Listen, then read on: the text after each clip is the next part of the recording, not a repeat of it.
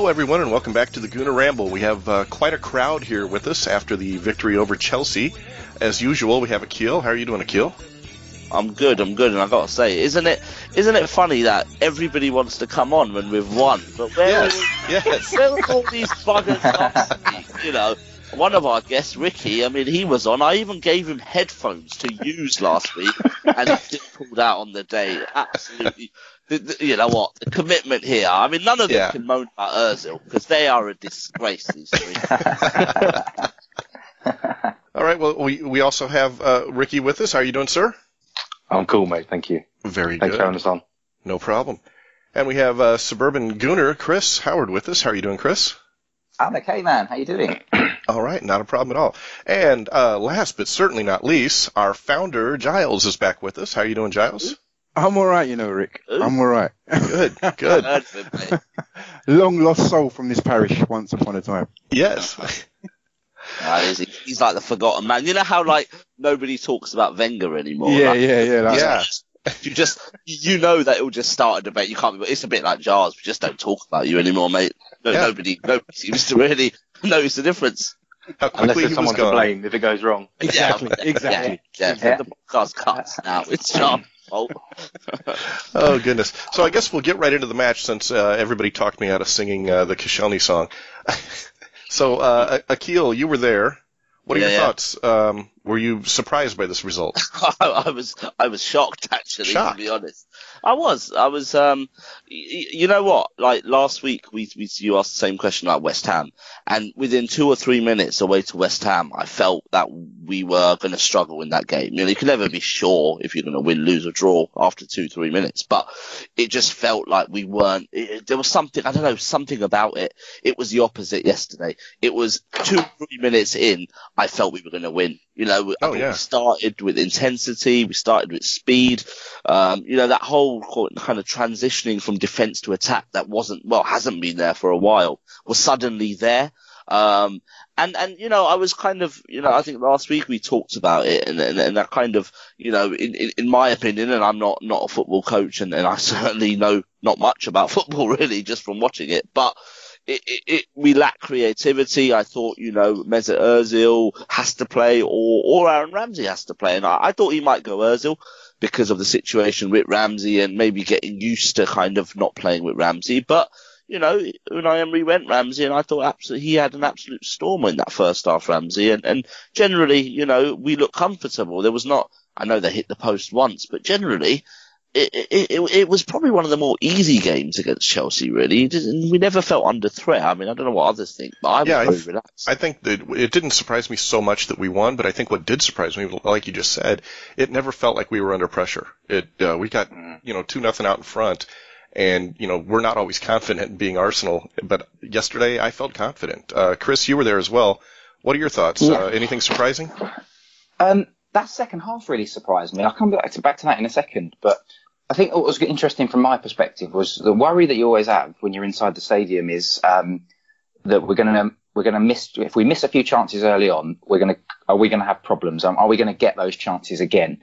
And particularly in the last few weeks where we've not created many chances, that was my concern. So Aubameyang missed one quite early on, and then Koscielny had that header which was straight at the goalkeeper, who kind of was a bit fortunate with it. But as soon as we got that first goal, you know, they were on it, and, you know, it felt like it was a different Arsenal team. It felt like it was a more industrious Arsenal team compared to last weekend. Last weekend was devoid of creativity, but it also felt like it was devoid of intensity as well. Whereas there was a bit more intensity about the team, I felt this week. And then the second half was fascinating because the second half was an Arsenal team that I've not seen. I don't know how many times I've seen it, but it was almost as if like we were holding Chelsea at arm's length. We were saying, all right, you can have possession if you want. We're just going to give it to you. We're going to completely nullify you when you get into dangerous positions for us. And the result was we ended up getting that most glorious of things and rarity of things, which is a clean sheet. Yes. Giles, I know you're spread kind of thin when it comes to watching football right now, but it was, like I said, surprisingly a comfortable victory. But was part of that due to Chelsea just being bad on the day? I think all glory goes to Emery on this one. He outfought Sarri from start to finish. It was our most complete performance. Leading up to the game, I'd been away all week, and I sort of was catching up on the hysteria, online hysteria post West Ham, and everyone was like, you know, it was like meltdown. Like, you know, he could do no right. You know, no Ozil, you know. It pushed Akhil back to drinking. Yeah, you know, I mean. I broke it before the game, but still. I would say he was drinking before the game, to be fair. I just reading it, and people were like, we're not going to win this game if we don't play Ozil. There's no way we're going to win this game if we don't play Ozil. You know, and I just loved the way that he went away from the three at the back, possibly because he saw they were playing with a false nine, so there was no need to have three defenders at the back. He added an extra midfielder for creativity. He nullified Jorginho, which we didn't do effectively in the reverse fixture in the first game. This game, bringing in Ramsey, absolutely killed. I mean, Jorginho still had a lot of touches, but he snuffed him out. Snuffed out the threat, and he stuffed out the threat from source. Hazard, you blunt Hazard. Willian and Pedro weren't as effective. They offered Hazard no help. And I just thought the whole setup, the whole system, everything was a complete performance. Absolutely outfought Sarri. And Sarri, great manager, just doesn't have a plan B. Didn't have any other way of counteracting how to play. And it could have been a lot more than what it was. I mean, their first shot on target was deep into the second half, and that tells you everything about how the game kind of panned out for me. Some of that might be what I liked was an actual three-man midfield. I think it allowed Xhaka to not have to get touchline to touchline all the time. He could kind of sit in the middle and do his thing. But Ricky, what were your thoughts on our formation and how we played? Well, like I said, I made some notes beforehand, and the word that I wrote down 3 times was intensity, and 2 of the other guests have mentioned that already. And I think that's what really made the difference. So up until, the end of the unbeaten run, I would have actually agreed wholeheartedly with Giles that I think, Emery got it spot on. Having watched the way we've set up in games where I didn't feel that the 5 at the back was necessary, particularly West Ham, I wasn't, completely convinced that was the reason why we went to, I was wondered if we went to a 4-4-2 because he felt like he really had to do something different. I'm not too sure, but it definitely worked. We suffocated them in all the right areas. And we were absolutely brilliant all over the pitch in terms of closing down the right players at the right time, which was the key. The triggers worked, and everyone seemed to know their job really well. But it was just the intensity. We'd missed it so much, and it just seemed to be back and made a huge difference. So, Akhil, this intensity that we've all enjoyed yesterday hasn't been there every match. What do you think the difference is, and why can we not do this consistently? You know what? That's the question take the head coach and take our previous manager out of the equation. That's something we've asked for a good 5 or 6 years. That why can't we do this every week? Some of it is natural. You are more motivated in the bigger games. It's the same with fans. The atmosphere again yesterday was absolutely electric, as it was against Spurs. As fans, we can't pull that atmosphere out every week, and maybe it's similar for players that some of it is natural. But generally in the big games at home, we've always actually, we've normally done all right. You look at this season, Liverpool, Spurs, and here, I don't think sort of big games at home is a problem. Obviously, away from home, there's a problem. But generally, it's I don't know. It's a strange one. I don't know if it's kind of motivation, is it, or anything like that. But it's something Unai Emery needs to kind of. It's that word consistency, and I mentioned that off air earlier. That it's the word consistency in order to reach our goals and that.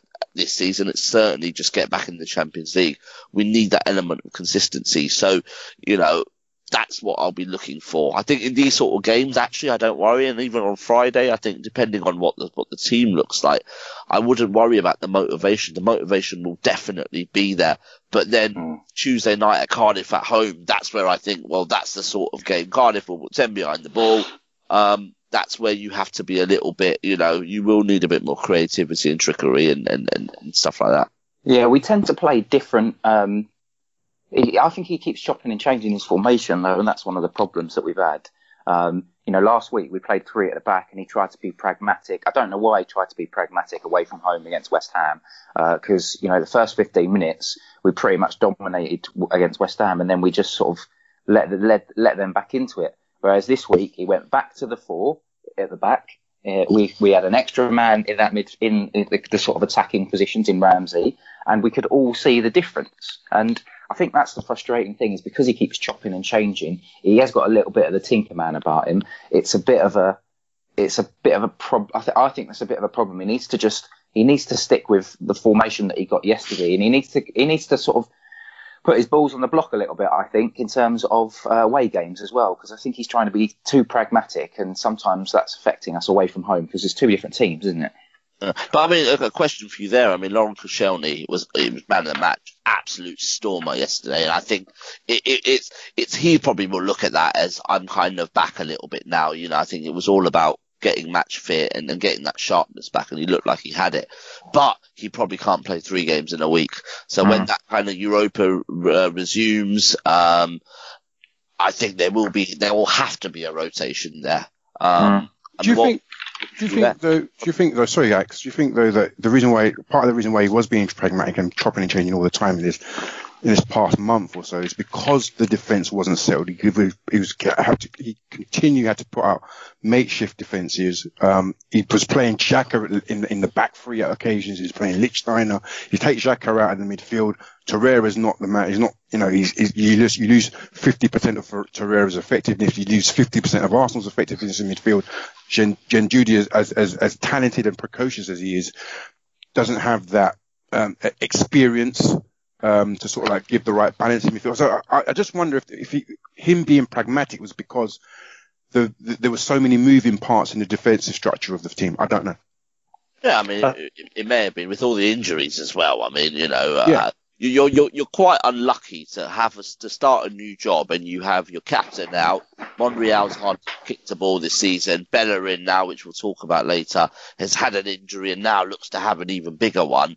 That is a little bit. Rob Holding he lost, who we forget about him because he was playing really well and looking very promising. So for Southampton, do you remember Akhil, for Southampton, he was lining up with Xhaka, Koscielny's first game back, and Lichtsteiner. Yeah, but that was because of the that was probably the start of the injury kind of crisis we had. But I mean, he's generally always rotated though. You've seen Aubameyang has got minutes in the League Cup, for example, and that wouldn't have happened in the past. The Europa League has been quite strong teams. So he generally has kind of rotated well. He certainly went into the season quite open-minded across our competitions. I don't think obviously we knew the priority, but I think he wanted to win every kind of competition and game, whereas I wonder if that will change as potentially we get further in the Europa League. Obviously winning yesterday brings us back into it in the league, but again, if in March, April we're suddenly 7 points behind 4th, will the Europa then suddenly, will we have 2 different teams, or will there be a bit of rotation, or I think it's quite interesting to see.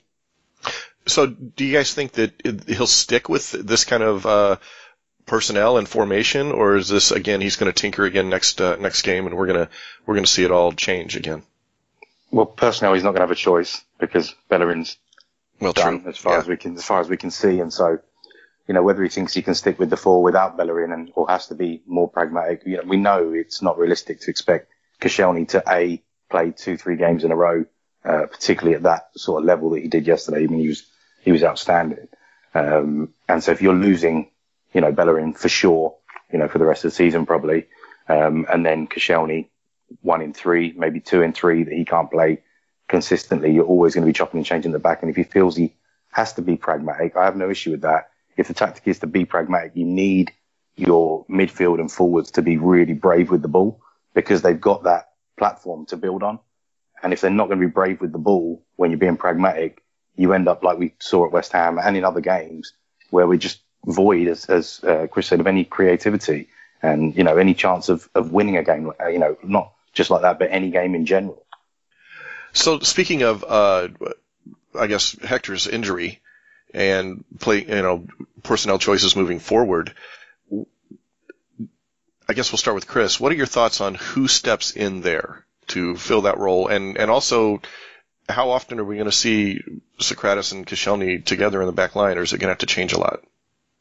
Well, I think in terms of who steps in, I think he's going to go with Maitland-Niles because of the pace that he's got ahead of Lichtsteiner. If he moves to a back three and he's playing wing backs, then Lichtsteiner's already shown that he's not got that pace and drive to play as a wing back. Whereas Ainsley Maitland-Niles has already been quoted as saying like he sees himself as more of a naturally forward sort of aggressive player. So I would suspect that Emery's going to give him a shot.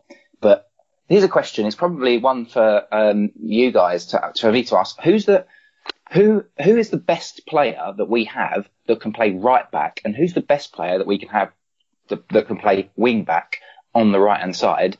Is that the same person? Is it Maitland-Niles, or do we have, I don't know, who else is the option? Is Lichtsteiner as a right back a better option, or Maitland-Niles as a wing back? What do you guys reckon? Can I throw another option in there? The corporal. Yeah. Mustafi, yeah. Jenkinson. Yeah. Well, no, I mean, Mustafi is, he played right back earlier in his career. I think yesterday we saw that Koscielny and Socrates look really good together, and you expect them to play together. Maybe away to Man City on the 3rd of Feb, we might play a back three, so it could change just for the extra protection. But, Mustafi can, generally good on his feet. He's certainly not a wing back, so it would have to be in a 4. I think if it's a 5, then Maitland-Niles plays. But, I don't know. Is that an option? I'm just thinking about Friday's game and Man United's front three, and do we play 3 to match them up at 3 at the back, or do we go with a back 4 and, potentially expose ourselves to the threat of Martial, Rashford and Lingard and their pace on the break? Because the way they hit Tottenham on the break, they sucked Tottenham in, and they were just hitting them over the top down the channels. And I'm wondering if we play Lichtsteiner, can he, in a 4, will he be able to withstand that? Because I think a lot of the attack will come down that young Martial, Rashford flank on the left. So they'll direct a lot of the attack down there. So who's going to be the better option? Is it going to be, I probably would go with Maitland-Niles, whether it's in a 4 or a 5. I would. I mean, you're sorry, Ricky, but you're presuming those 3 play. I mean, in the FA Cup, will Lukaku get a start? Will Lukaku start instead in the FA Cup? Will Sanchez even start? I think it's a real tough one to call, because you just don't know what both managers are going to do. But I think if you look at their options, each one of their options is pace and power. Yeah. So it doesn't matter which 3 of the 5 that you pick. There's a lot of pace and power there. Sorry, Ricky. No, that's right. For me, it's Maitland-Niles for both, if you're a 5 or a 4 with Bellerin out. I just think he has a lot of the qualities that we'd need in that position. He doesn't have what Bellerin gives you, which is that, that star quality and, lots of things that you can't measure. His ability to help you win a game, which is like a much better team with him in there. But Maitland-Niles would be the obvious choice for me. And I think I would even be considering Jenkinson ahead of Lichtsteiner, to be honest with you right now. I mean, that recovery speed that Maitland-Niles possesses will be very handy in certain situations. I mean, looking at Lichtsteiner at certain points, he looked every day of his 34 years of age. Yeah. And that worried me. So. Yeah. And the thing is about the Man United game is that, I know we're talking about, Man United's troubles, but how they could hurt us. But maybe we should be playing 4 at the back, because one of the things that happened with Chelsea is everyone knows the way that Chelsea play and that they like to press high, and we completely negated that through our own setup and then by winning some of the battles further up the pitch. And so Chelsea weren't really pressing us very high at all. So if we play 4 at the back, do we then dominate the midfield? Man United can play 3 up front. Were we then able to dominate the midfield? And if we can push United back, yes, all right, they'll try and hit on the counter. But if we can have a similar sort of game to that game against Tottenham, where we're just not allowing them the opportunity to hit us like that, then maybe there's more to be said for being a bit more, gung-ho.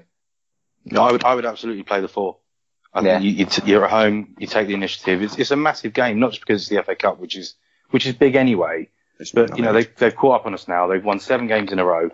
And I think even, the knock-on effect it could have on them just losing a game to us is big. And I think if you're at home, you take the initiative, you play in a 4, you're straight off the back of beating Chelsea, and you go with it again. The only changes you make are the ones you have to make, which is bringing in Maitland-Niles for Bellerin and perhaps bringing someone in for Koscielny if he can't play again, 5-6 days later. But otherwise, I wouldn't touch it. Do you think, though, Rick, I don't see a problem with Koscielny starting on Friday. I think 6 days is time enough to recovery. Maybe you might not start him against Cardiff. That might be, but I mean, Cardiff is a lesser game for me. Yeah, it's a Cardiff game where I think he'll, 5-6 days is enough, but it's when the Europa game comes back. It's Thursday, Sunday, and then it's a bit. I would definitely play him on Friday. I would play him if he can play. There's no question. Like I said, the only changes I'd make would be the ones I had to make. Yeah. Otherwise, I would leave it exactly as it was.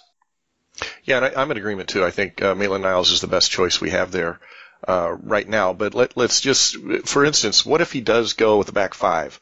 Who plays those 3 center back roles? Who's the third guy? Mustafi. Yeah, Mustafi. There's no other option there. Yeah. Oh, that breaks my heart. But what? I guess the question there is, what if there's a game where we play a back 5 and then Koscielny can't play because he's played a few? Then it's a question. Because then actually, I suppose Monreal would come in if fit. Or Mavropanos has played a few games. Yeah, he's back training as well. So I suppose, you know what, we look like we have more options than we did actually a month ago. And you know what, I think a part of the reason why we look so up for it on Saturday is because he could pick from practically a full strength squad.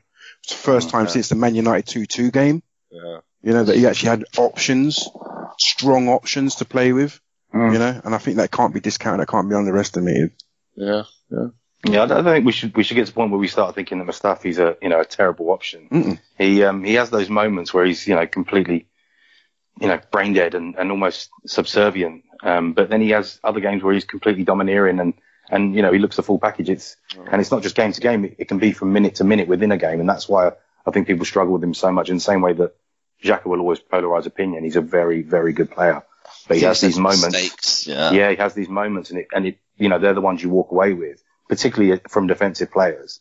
And they leave a resting opinion with you as you walk away from the game, or over the week as it festers and you hear other people's opinions. But Mustafi's still a decent player in my opinion, and I'd be happy. If we are going to play a 3, I don't even think it's difficult to pick him. I wouldn't pick him because I had to. I'd pick him because I think he's a good defender. I'll tell you what, guys. Last season, I was on their case. Those 2, pretty much more than any other player last season. But this season, I can name 2 times when I've actually mentioned their names as being a liability. One was against Crystal Palace, Mustafi not doing his job. Should have took the man out. And then I think was it last week? Xhaka's poor header. Apart from that, for practically the whole of this season, Xhaka has been one of the mainstays of this team. He's been just as effective as Torreira has in his own role. I think Mustafi, I've hardly mentioned him this season, and I think that's because although we're still conceding a lot of shots and we're still looking shaky, I don't think his individual errors have been as pronounced as they were last season, both of them. Yeah, maybe he's not making so many, more recently. I'm still suffering from Mustafi PTSD from last season. I think generally, football, it works in partnerships. I'm thinking more about Xhaka here. You can be a Messi or a Ronaldo and not work in partnerships per se. But, if you're a centre back, you normally have a partnership. If you're a full back, you have a partnership with potentially the person in front of you. Central midfield's the same, a lot of success we've seen has been based on partnerships, whether it was Sol Campbell or Kolo Touré, even though Sol was the better player there. I think Kolo, with his kind of speed and things like that, helps. I think Gilberto Vieira again, Petit Vieira even. So I think Torreira and Xhaka we saw that with, people obviously give Torreira most of the credit, but when Xhaka was in that back 3, Torreira was, as Giles said, 50% of the man he is normally. So, I think even with Mustafi as well, alongside the right partner and stuff, I think we've seen him develop, and I think Socrates is such a leader that, people do develop next to him. All right. Well, let's move a little higher up the pitch. We got a great performance out of all three up front. They were harassing, harrying, pressing, getting turnovers. It was really quite something. And we know one of the people in that role is not going to be here next season, and that's Aaron Ramsey. So let's start with Chris on seeing how that worked, how those three up front worked. When we're looking to lose Ramsey at the end of this season, who steps in there? That is the probably £60 million question, which needs to be. If you had an answer, Arsenal would hire you, right? Yeah, exactly. So players at the moment, I would say Mesut Ozil. There could be a job in the recruitment, Chris. Yeah, exactly. This is your audition here. Go for it. I would say Mesut Ozil can do that job just sitting in behind the front two. Obviously he can, because he's one of the most gifted number 10s in the world. But Emery does not fancy him, and I think his time is pretty much done. He's going to phase him out. My hope is that Ozil can fight his way back in. And the reason why I have that hope is because Ramsey has suddenly fought his way back in. I thought that it was obvious that Ramsey was being phased out because he wasn't signing a new deal, and that's why Emery hasn't been playing him. But he has started to play him because Ramsey's just got his head down and said, you know what? I know I'm off, I'm off, but I'm just going to keep going for it. I'm going to keep adding value to the team. And I'm hoping that happens with Ozil and we find some sort of solution. Beyond this season, I think Emery probably just wants him out the door. And I suspect the next question is, who can play there?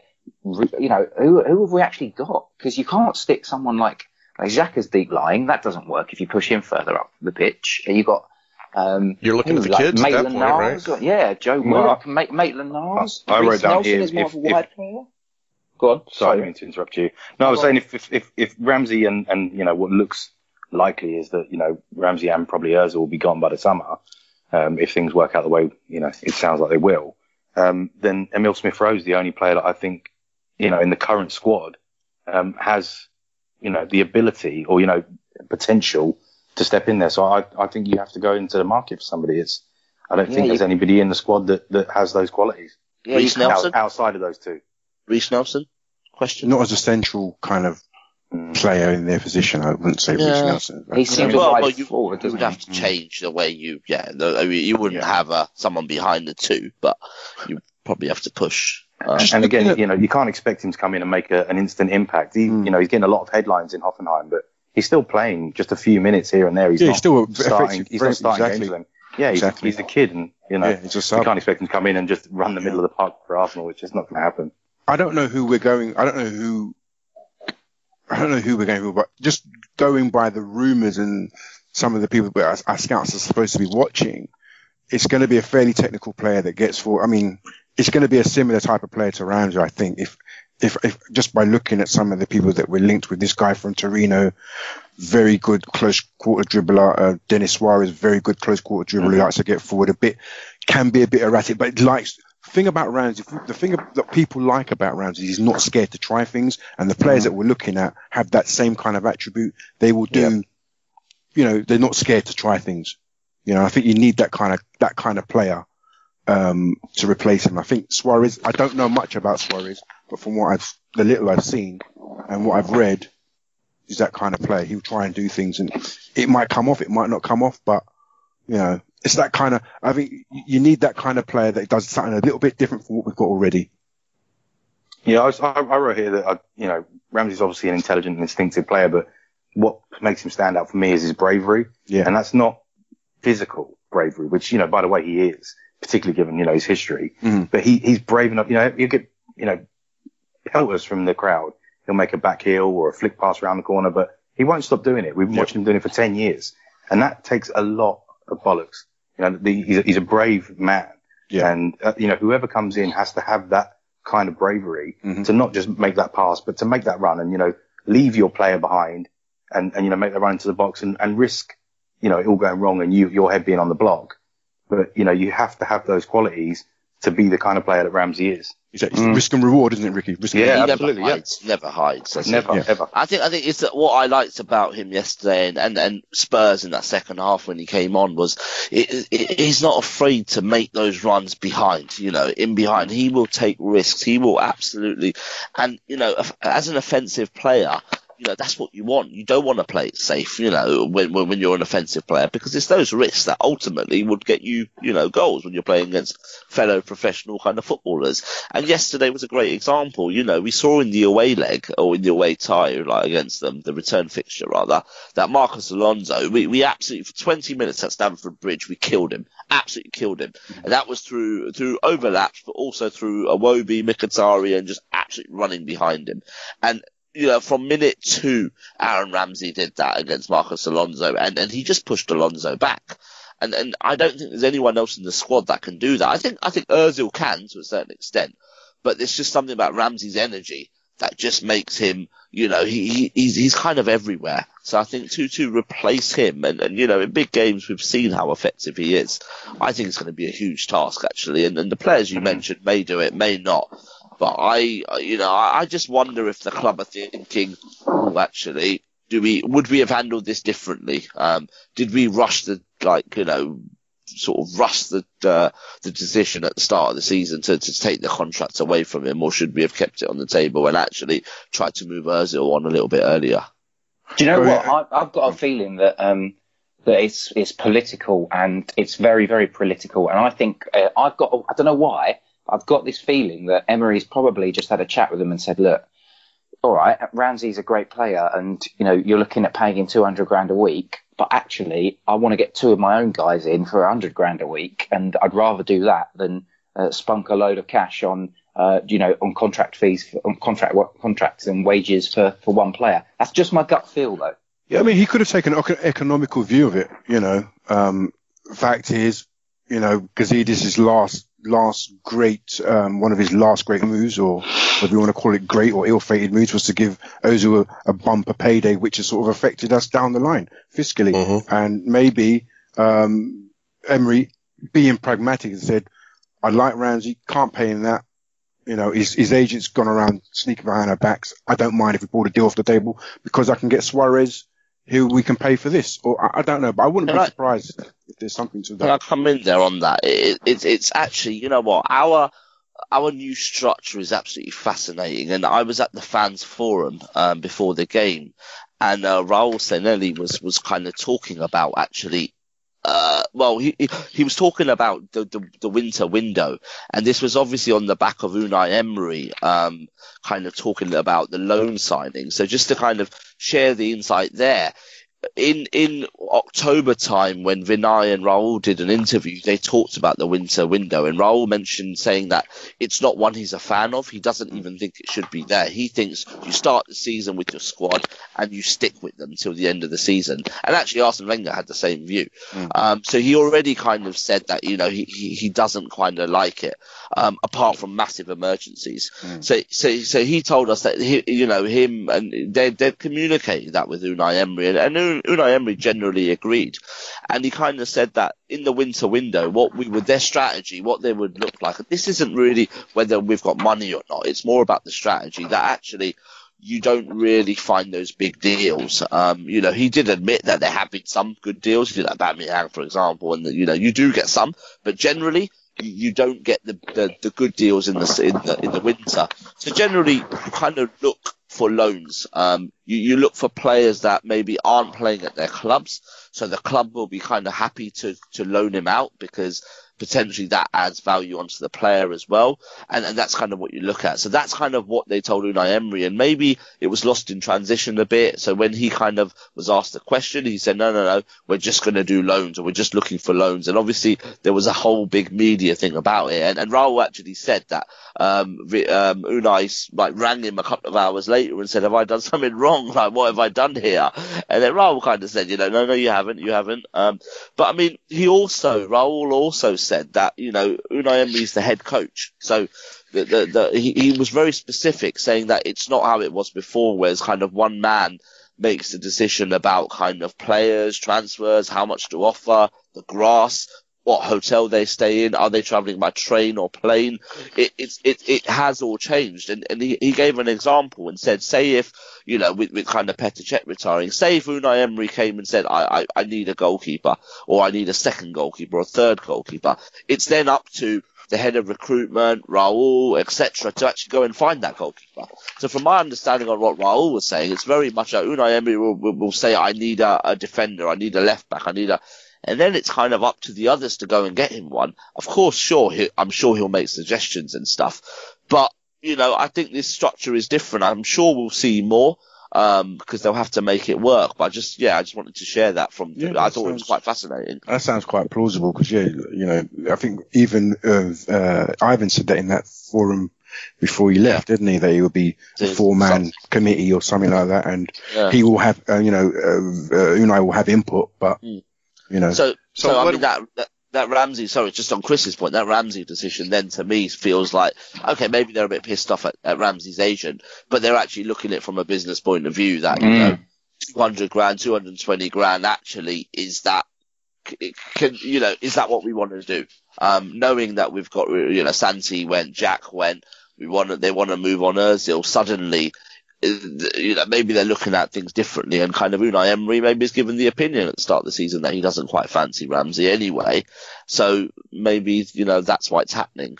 So what do you think the conversations are concerning Ozil then? Is he finished? Unai just looking that to was get rid of quite him? interesting what Ornstein said though, wasn't it? Because he said that the club is of the opinion that for financial reasons, and it was suggested, intimated to Ozil by Emery that for financial reasons it's best that he moves on. Didn't say anything about football reasons or tactical reasons, but it seemed the key phrase was financially. Yeah. Well, if you're thinking about the Ramsey situation, and if they are thinking about it and saying we could get 2 players on 100 grand a week, or we're paying Ramsey 200 grand a week, if you've got Mesut Ozil on 350 grand a week, they're probably thinking the same thing, which is if we can move him on, then we can get 3 players on 100 grand a week, and it's probably just as simple as that, which I think is a real shame. It's a shame that we were screwed over by Ivan Gazidis just absolutely wetting himself and thinking, I can't have any more PR disasters after the Alexis situation. If Ozil loves the club as much as he thought, then I wonder if he would have eventually have just blinked towards the end of his contract and probably signed a 220 grand a week deal. And if he's on 200 grand a week deal, I don't know why, but if he's on 200 grand a week now, I don't think many people would be saying too many things, to be honest. The thing is, Chris, it's not his fault. I don't blame him for demanding as much as you got one career. It can be short. You do the best by yourself and your family. What the club did wrong was they should have done that. They should have put that 200 grand a week deal on him after that 15-16 season or his second season. That's what they should have done, and that's what Raul and Vinay said will happen going forward. Within the first 2 years of the contract, we'll sit down with the player and we'll thrash out a deal, and that's what should happen before. I'll tell you what, I think about 100k of that was because of Ozil's kind of commercial value he adds. I remember Mark Ganella talking at a communication conference, and he said that, Mesut Ozil has more followers than us, so we need to work with Mesut's team in order to get messages out and stuff like that. And that just highlighted to me the influence that suddenly Mesut Ozil had more, I'm not sure what it is now, but at the time had more followers than Arsenal Football Club. And Mesut Ozil sells more shirts than anybody else. He's talked about more than anybody else. He's absolutely loved kind of abroad and all he's got his own brand. He does a lot of, everyone's 10-year challenge has been pictures. He did the earth and showing how, I don't know, single-use plastic has increased or something like that. And it's just, he's a brand of his own. And I think that's kind of what his team used to get him that extra kind of 100. I get that. I'm just thinking. I'm not saying it's right. I'm not saying it's right, by the way. No. I was saying, but if we'd have done that 2 years into his deal rather than the last 6 months of his deal, we might have got him on 220. Yeah. People might say, that's a lot of money, but we'd have had him till 2021, and we wouldn't even be thinking about this, this massive golden handshake that we've given him. We certainly panicked last January, didn't we? There's no question we should have acted sooner on the contracts for him and Alexis, and I made a decision, and now we're in the same situation with Ramsey. The problem with Ozil is this mad situation. If Ornstein is right, and you've got a head coach who doesn't want Ozil, the management team agree with him, he's on a long contract on huge wages. It's an impossible situation that has to come to a head. And, by all intents and purposes, I think that it's the manager's job, for whatever reason, to sit down and say to the player, look, I want to make you part of the team. I need to make it work and get him into the team, at least until, a decision is made one way or the other and he's either out the door or he's not. Because paying Mesut Ozil £350 a week to not play football is just it's beyond madness. It's beyond madness. As financial guys, I mean, Ricky, that's just crazy. Yeah.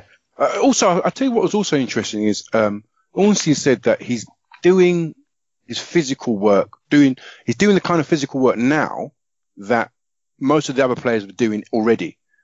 A lot of people were saying, they were saying, Emery should play him because he's in the gym and he's this and he's that and he's putting the yards in and blah, blah, blah. But it was interesting that Ornstein actually said he's doing the kind of physical work or work in the training room that most of the other players had already been doing for the season. So to me, that alarm bells. I'm thinking, well, so what was he doing? So are you suggesting that he wasn't working as hard as the other players for most of the season, and that's why there's been an issue between him? There was always in ground and around pub rumours that Ozil was the sort of player, if they're doing, like sprints and things like that, he wouldn't quite reach the line under Wenger. He would run and a foot or 2 feet before the line, he'd turn around and go back the other way. And it was always kind of overlooked. And you don't know how much of that is true, but if that's, the kind of environment that he become, accustomed to, and doesn't think it's that important for a player of his quality,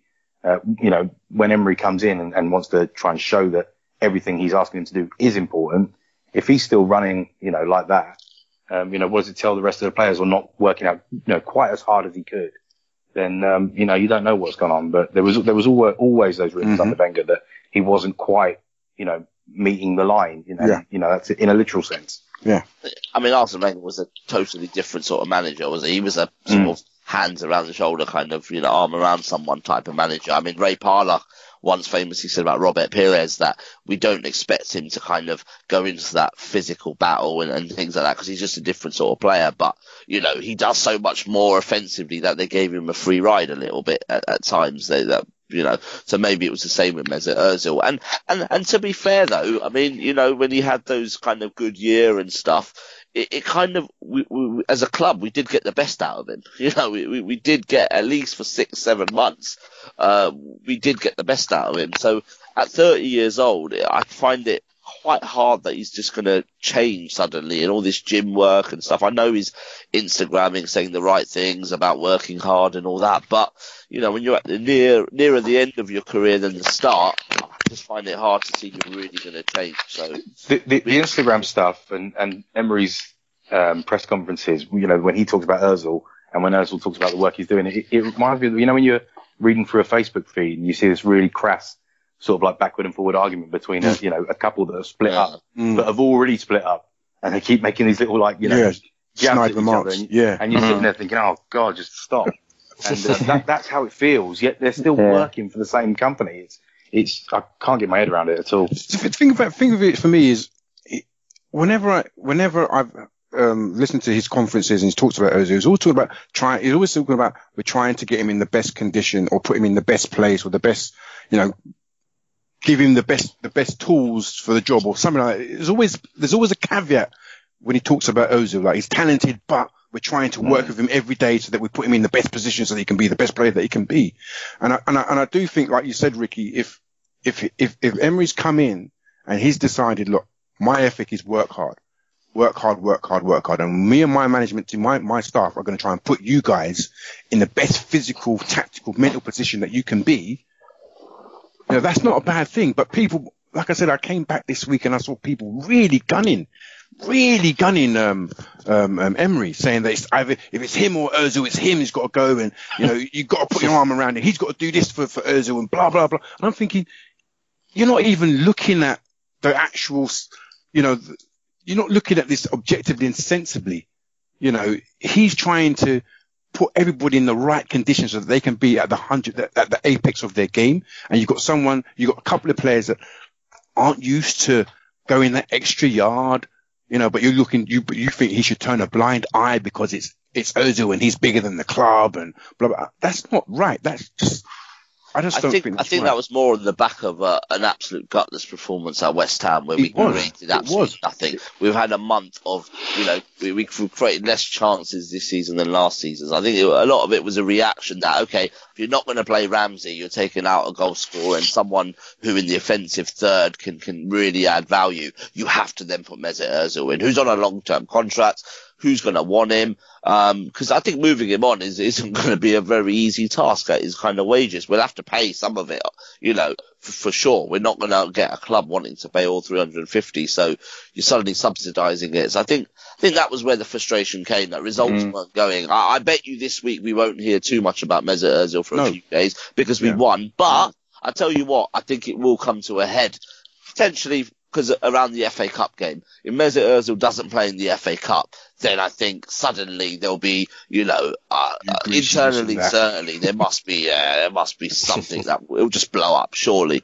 If he doesn't start on Friday, because we know he's fit. Yeah. So we know Ramsey's leaving. It looks like Ozil is out of favor and needs to be moved on. And the person you would normally look to handle that bit of business looks like he might be on his way out the door. So, Akhil, Sven Mislintat is rumored to be leaving. What are your thoughts on this revelation? I mean, two things. Do I think he's going to leave? Yes, I think he's definitely going to leave. What does that mean? It's really hard to tell because, without knowing really being in that boardroom and being in that club, it's hard to tell. Have people overhyped his role? Have people kind of undersold his role? I mean, I'm always conscious to take a step back. If you think about the last kind of 10, 12 years, we've had, suddenly, Steve Boulder's sorting our defence out because we were great for 6 games. He's had a massive influence. Martin Keown got us to the Champions League final because he was working with us for a while. You hear all these things and you don't actually know, how much influence Sven has had, from what we do know, he made a big kind of, he was influential in the Aubameyang signing, but then he worked at Dortmund, so, you don't need to be a scout to find an Aubameyang, but you need that relationship, Mkhitaryan the same. I think the interesting one was Mavropanos, where I think we mentioned it a few weeks ago, but when he first came, that was the first sign that Arsene Wenger's power was going, and then Sven Mislintat found him, got him here. Arsene Wenger knew nothing about him, said he was going to go on loan, had a look at him and thought, actually, he's not bad, and then kept him and did put him on loan.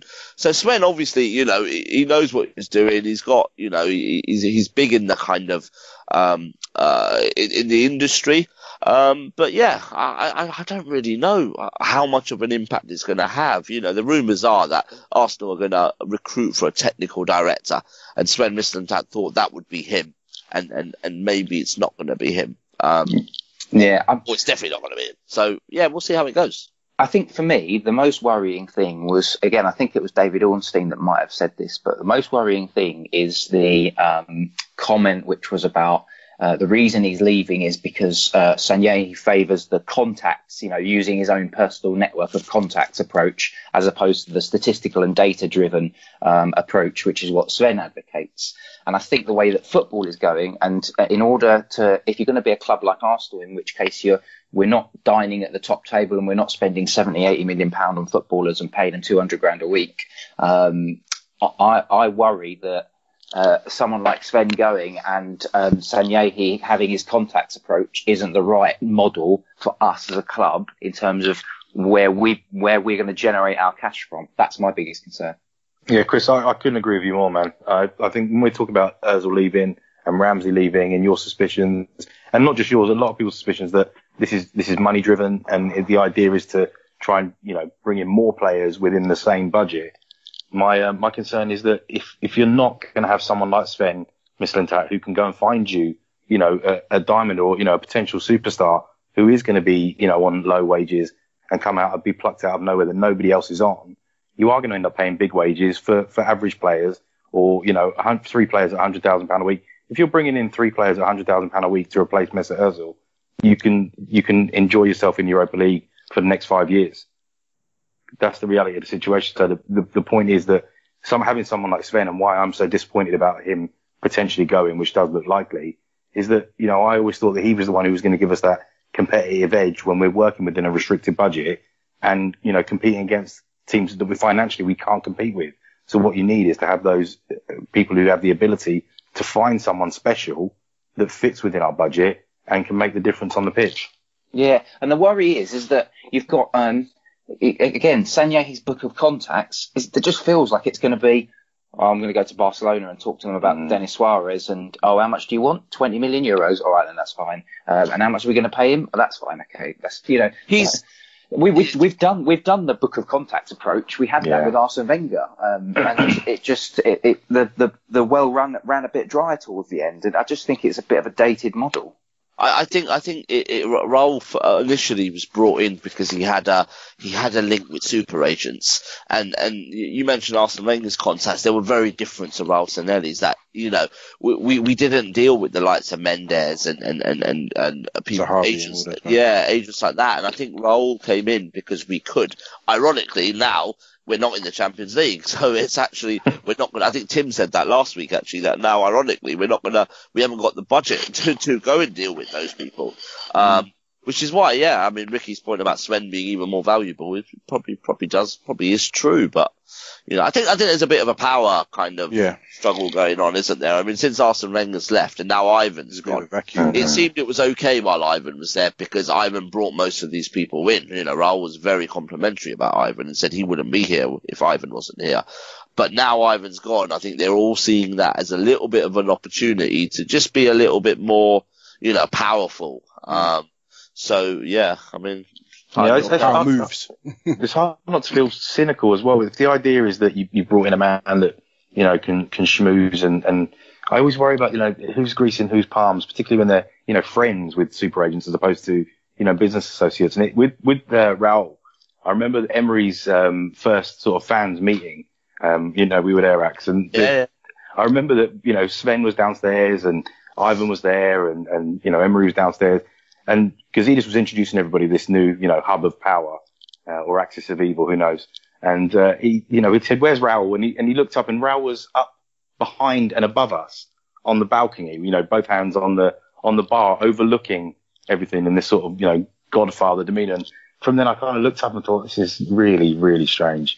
And, you know, when you're talking about this vacuum of power and someone wanting to take that power, I have no doubt who I think would definitely want to take it. Just from first impressions.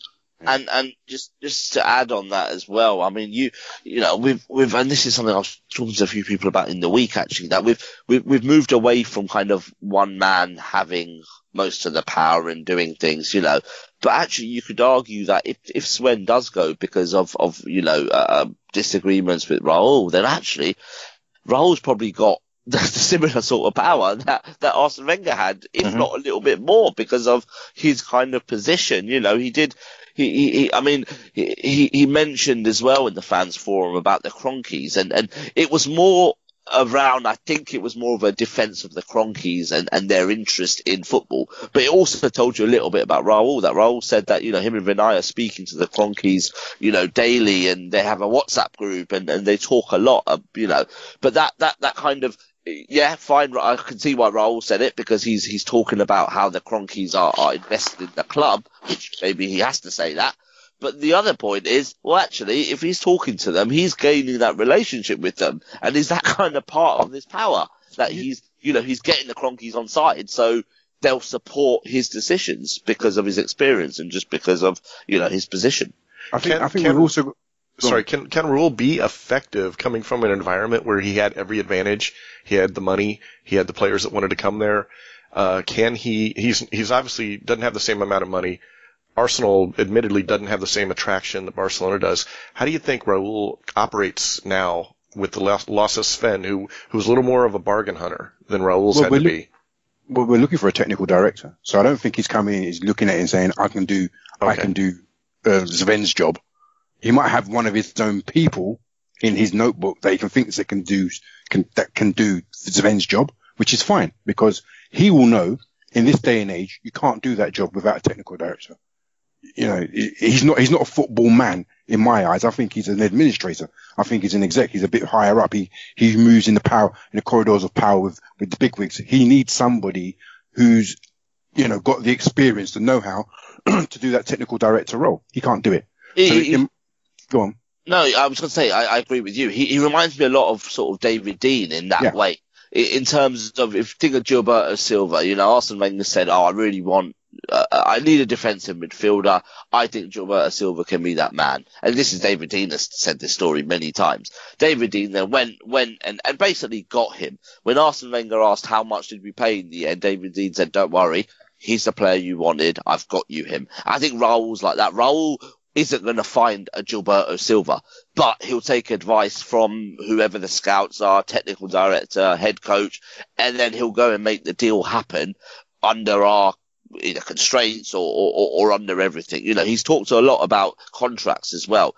That's one thing that is going to change here, that players won't go into their final year of the contract. So in that administration kind of role, as you kind of nicely put it, that's going to be the case, that if someone's on 2 years left or whatever, they will be told to either sign up or they'll be sold. And I think with Raul looking at it, it doesn't matter who the player is, and that's maybe why we're seeing Ramsey go, because actually Raul doesn't look at what's his influence. He looks at 220,000 for someone who, he would have been told a bit about Ramsey's history and stuff like that, but just thinks that is not worth the money, or that is not worth, and that's why he's making the decision. Yeah, I think with regards to, you mentioned the story about David Dein, but I think that in terms of incomings, that's exactly how it should be. The manager should identify the position he wants, and if he can, identify a player. And if there's any chance that, whoever is administering that deal can get it done, they should just go and get it done and come back and say, look, there it is, it's done. Yeah. Or come back and say, look, we tried everything, we couldn't do it. And, who's next on your list? And it should just be as straightforward as that. I know, I'm really simplifying things, but, a manager shouldn't have to worry about that. He shouldn't have to worry about that. Particularly now in the post-Wenger era, Emery should be able to say, look, this is who I want. And, my concern is that if Raul, if the rumours are to be true and we do really want Denis Suarez, why hasn't he made it happen? This is a guy who his reputation is built on his ability to schmooze and knows the right people. And we can't loan a player from his old club. Isn't that to do? I mean, that's not one I've followed up on, but is it something to do with obligation to buy rather than just a loan? I don't know, to be honest. That's what the rumours say. Yeah. Is it? Okay. So, I don't know. Yeah, but I mean, in a simple world, the manager says, I want a goalkeeper. The head of recruitment finds that goalkeeper, and then the managing director, so the person in Raul's role, goes and makes it happen. That in a simplified way. But I mean, let's be kind of, Sven isn't leaving because he's not doing his job well. It looks like he's leaving because he wanted a technical director's job and he's not getting that. So I will not only bring in a technical director, I'm pretty sure we'll bring on another head of recruitment. Do you think he's leaving soon, or he's going to finish out the season? There's this rumor about Bayern Munich, right? Is it? Yeah, there is. Yeah. I don't know. I mean, Unai Emery in the press conference last week said he's still working with Sven, so, and Sven's name is still on his office, which I passed on the way to the boardroom on Saturday. But yeah, I think he'll go before the end of the season. The reason I ask, I'm just curious as to what we do in this January window with all this turmoil at those levels right now. Well, I mean, in terms of identifying players, you would have thought for the winter window we would have already identified who we want. It's too late to start identifying players unless you get opportunities.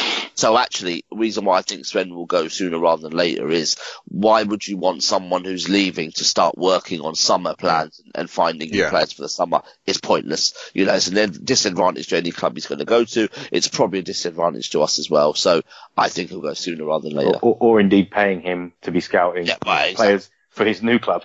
Well, exactly. Which is ultimately what you might be doing. Yeah. True. Can I ask you guys a question? And as I said, I've been away, and I just wanted to know. I got the impression that people had been waiting to really stick the knife into Unai Emery. As soon as things turn sour, yeah. Yeah, I mean, it kind of had been building. People were like, okay, we've got the injuries and, it's a bit stuttery. Okay, we lost 5-1 to Liverpool. We shouldn't have lost 5-1 to Liverpool, but we lost Liverpool. Okay, I'm not very happy about it, but I'm going to give him a bye. But as soon as that West Ham result came in, we didn't, let me caveat that. Ozil had announced that he was back in full training. He wasn't included in the squad. insipid performance, went down 1-0 in a London derby. The lid came off. I mean, you know, it's like, the place went toxic, you know, and I saw some big accounts writing some long pieces about how Emery's out of his depth and blah, blah, blah, and wrong appointment and blah, de, blah, de, blah. And other people calling him greasy this and, you know, he doesn't know what he's doing and get him out. Polls going on about, is it Emery or is it Ozil and blah, blah. I just thought to myself, what is going on here? Like, really? Like, I think there's two things there. I think one is, football fans are quite simple. Let's be honest, we're quite simplistic. You know, we look at things on the pitch. Of course, there's fans who analyse, and there's some great people who can analyse games and stuff like that. But generally, I think people look at it as, okay, West Ham, for example, we didn't create anything. We've got someone who's created more chances than anyone else in his 4 years here. Why isn't he sort of playing?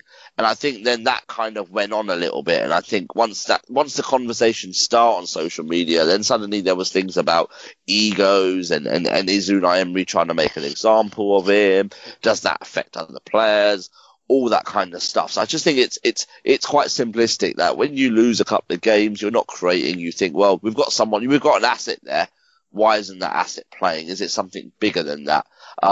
But then take it away from social media, and actually, you know, we kind of last season, and for a few years, you know, people used to say that the kind of social media reaction is always different to what's in the ground. What's in the ground is generally quite supportive. You know, certainly for Arsene Wenger, it was only really at the end where the home fans started to turn. Generally, he got support.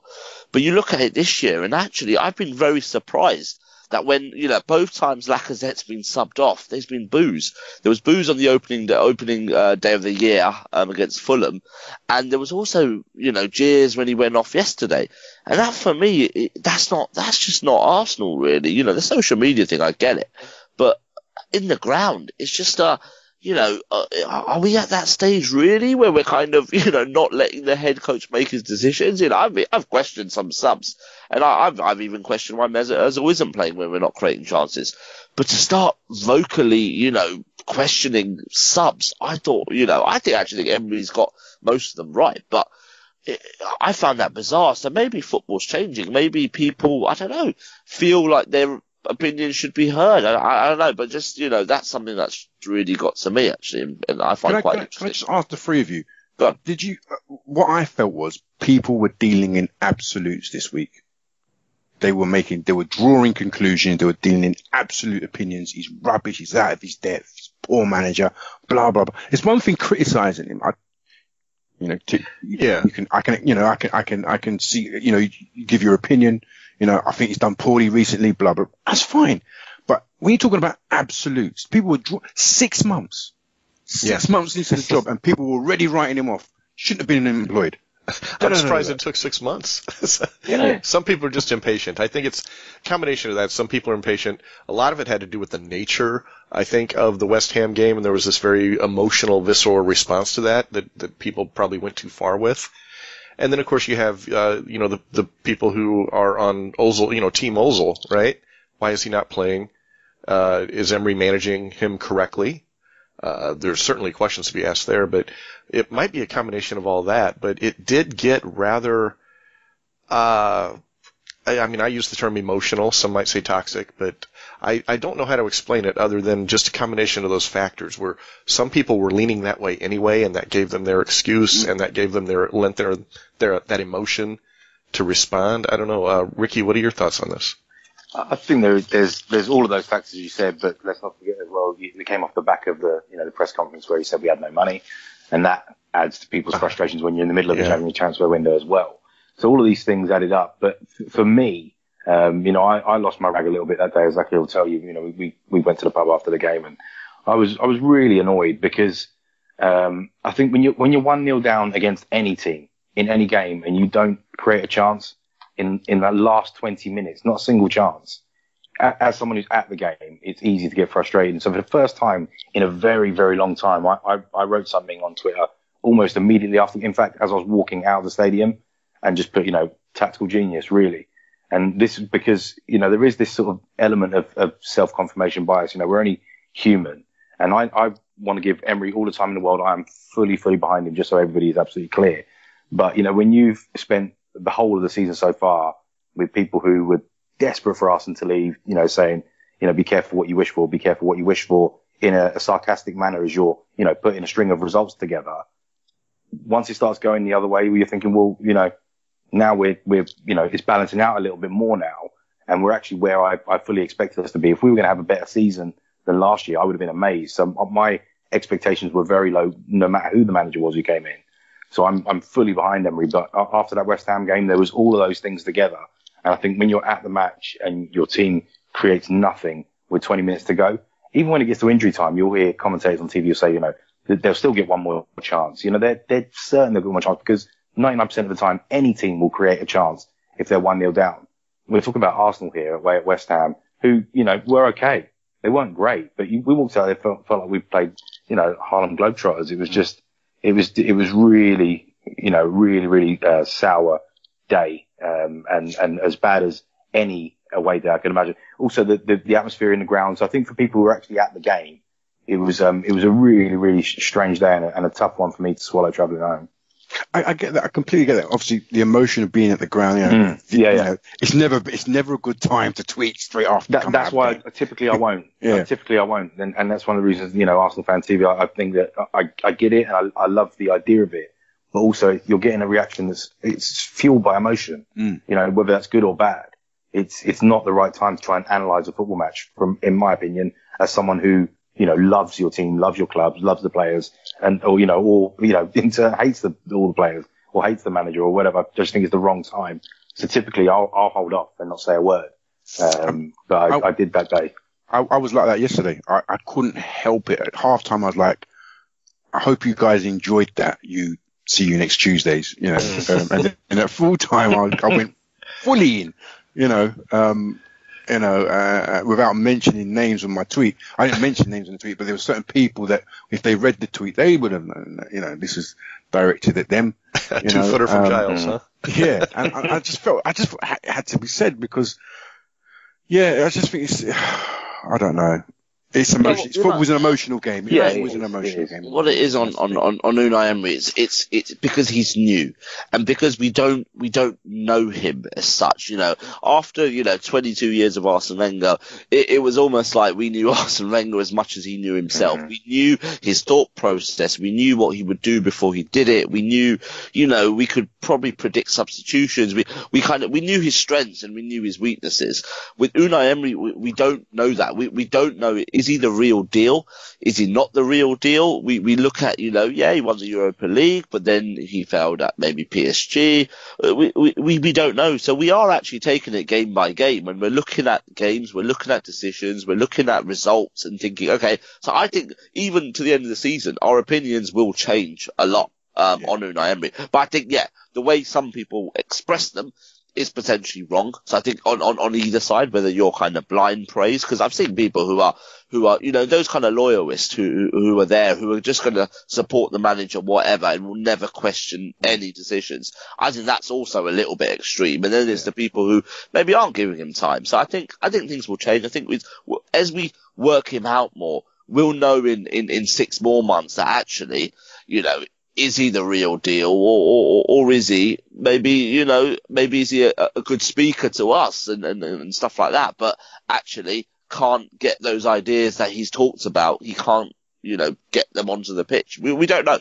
So I think that's just what it is. Because he's new, we just don't know. Yeah. And then, the Ozil fans, people who like Mesut Ozil, or people who like Aaron Ramsey, or whatever, will then have their own kind of opinion. Because we all have, players that we rate or we like. And so it's all, I think it's just because it's new. But I just think social media has given people a voice, and everyone can express it. And that's something we didn't see, obviously, 10 years ago. So I got to imagine that Chelsea fans are doing much the same right now.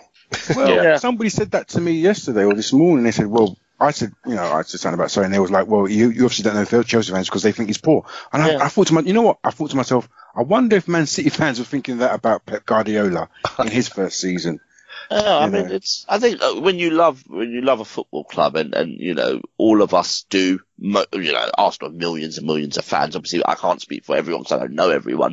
But the level of time, money, whatever, we all, us 4 or 5 here, invest in Arsenal. We're going to have opinions, and I don't think there's anything wrong with that. And I don't think there's anything wrong with questioning things. You can look at it yesterday as, was that a great Arsenal performance, or was it a bad Chelsea team? Was it, I don't know. I don't know what the answer is, but I do. It was a great Arsenal performance. Oh yeah, fine, and that's the way I probably prefer to go as well. But you know what I mean? It's just it's new. We haven't worked it out yet, and we won't for another 6-7 months. So you will see this.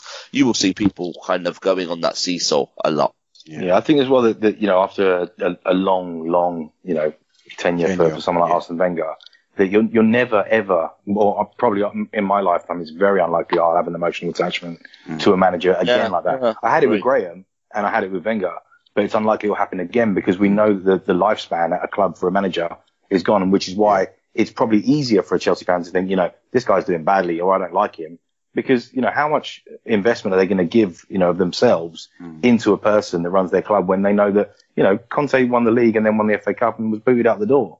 And it's like, there's no security for them. The guy's going to be gone no matter what at some point in the next couple of years. And if we get to that stage, it's a completely different way of thinking about your manager. So yes, I probably am analysing Emery as much because it's new, and I can't quite work him out yet. I'm trying to work out what's he doing from game to game.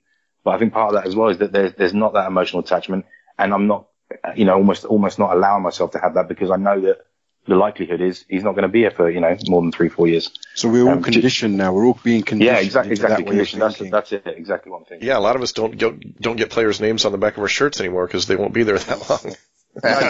Exactly. Yeah. And also we're still getting used to the fact that this club has changed in terms of structure, in terms of, before you could lay a lot of responsibilities at Arsene Wenger's door and actually think, okay, well, this at the club has happened or hasn't happened, and you sort of knew the manager was involved. But I think we're as fans, we're still getting used to that. Unai Emery saying we're only going to do loan signings isn't the head coach deciding that. It's people above him. He was just merely communicating the message because he's in a weekly press conference. So he's the one who people will ask the questions to, because that's the only way they can.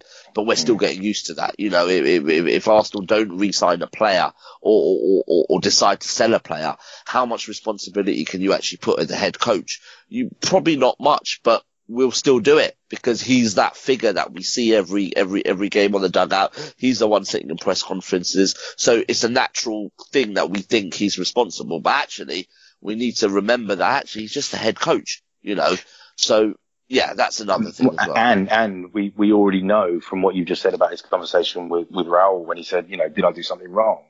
That he's not even particularly confident about the messages he's giving out. So, if he's not confident telling us what's going on, how confident can we be in what's going on? He's still learning the language. It's difficult. Yeah, of course. Yeah, absolutely. And all that kind of thing. I mean, you saw it with the Seri press conference yesterday. He said, I want to speak in Italian after doing most of it in English, like most of his press conferences in English, because he wanted to get his message across.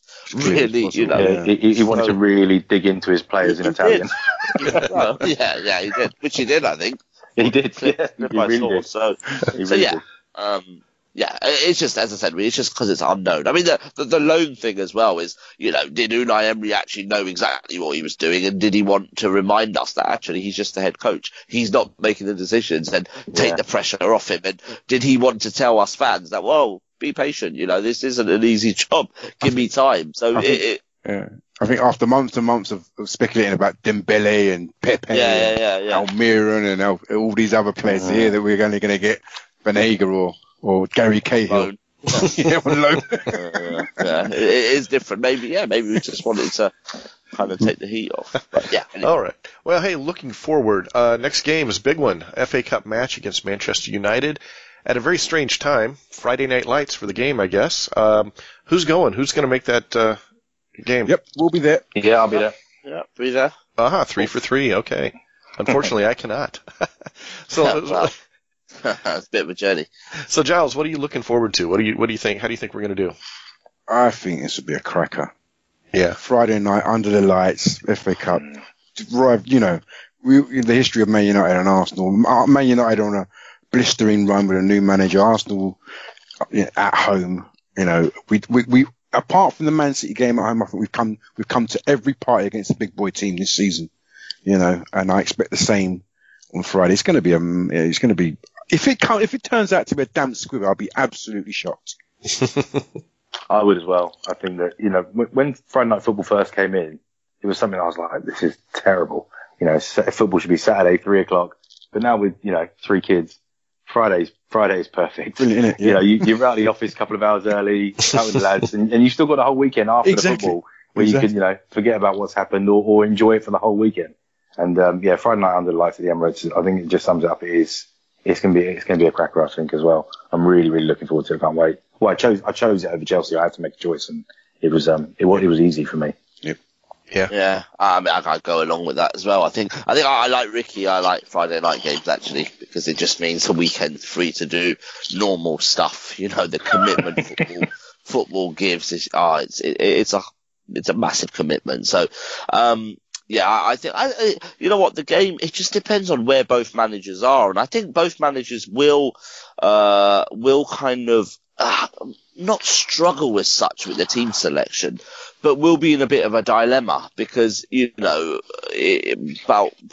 before the Chelsea game and for Man United 7 games ago, you would have thought, wow, this FA Cup's massive, actually. It's a chance for Man United to win something. It's a chance for Arsenal, obviously, Unai Emery to maybe get a trophy. But with us beating Chelsea and only being 3 points off 4th, for Man United also being 3 points off 4th after being about 11 points off 4th a month ago, suddenly that dilemma's there that actually, what is more important? And, you know, if there's a player or two, that key players who have got a knock from Chelsea, are they going to be risked on Friday? I'm not sure. So a lot of it depends on kind of who plays and who doesn't really. But I've got no doubt it's going to be a cracker. You know, 5,000-6,000 Man United fans in there making noise. I think it's going to be a really good game. I'm looking forward to it. I just think the result will boost whoever comes out a winner that night will boost their confidence, you know. If they win, that's 8 in a row for them. Yeah. And that's a run. You know, that's a real run. Yeah, they're already on a confident run. Yeah, exactly. As much as going through to the next round, again, I absolutely love the FA Cup, and not just because of our recent history or even our overall history. I've always loved it as a competition. And I think that, apart from, you know, going through for all the selfish reasons of a football fan, I think it's huge in terms of our league position now to really put a dent in them, send them home, you know, after coming to our place, back-to-back wins against Chelsea and Man United. It'd be massive for us. And we really could kick us on again. Yeah. The momentum is key, you know. Yeah. If you remember the FA Cup, 6-7 years ago, we were top of the league, went to Man United in the FA Cup, thought this ain't too important, lost 4-0. Actually, as we left Old Trafford that day, we were singing, we'll be back to win the league because we were playing them in end of April. Did we fuck? You know, we were miles off the top then. We dropped away and it was actually that game that started it all. I think momentum is key. I think, keep going, play the strongest team, and let's try and win that game, especially at home with our home record so good. And it probably might have a bearing on when we play them again at the start of March. So it's a big game.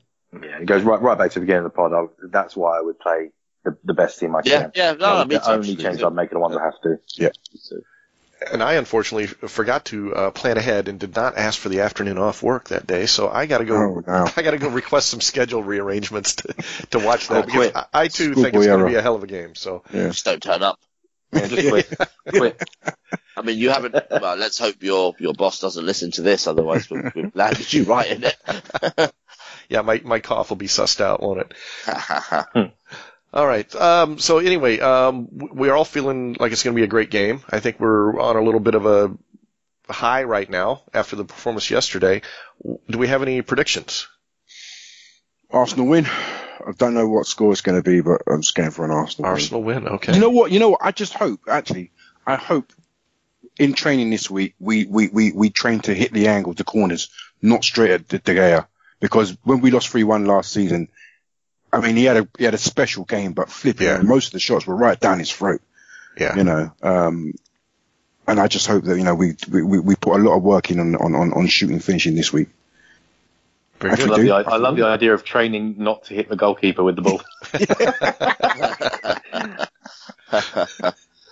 I think there'll be a lot of chances for both teams. I know I think we kept Chelsea down to no shots, or they have one shot on target deep in the second. And so, you know, if we can do anything like that, you know, in a 4 again where we allow them space down the sides, but the positioning from the centre backs is excellent, you know, across that sort of middle area, then great. But I think there will be chance. I don't think it will work out like that.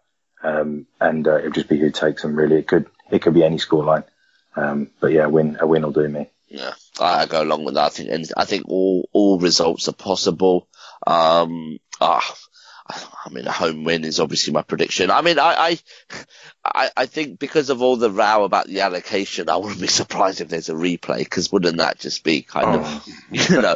But I'm hoping it's a home win. I think it can go either way, but I think there will be chances. I think, you know what, your point about finishing, I think we've got two actual clever strikers who you know, Lacazette is just an amazing finisher. So didn't even speak about that goal, did we?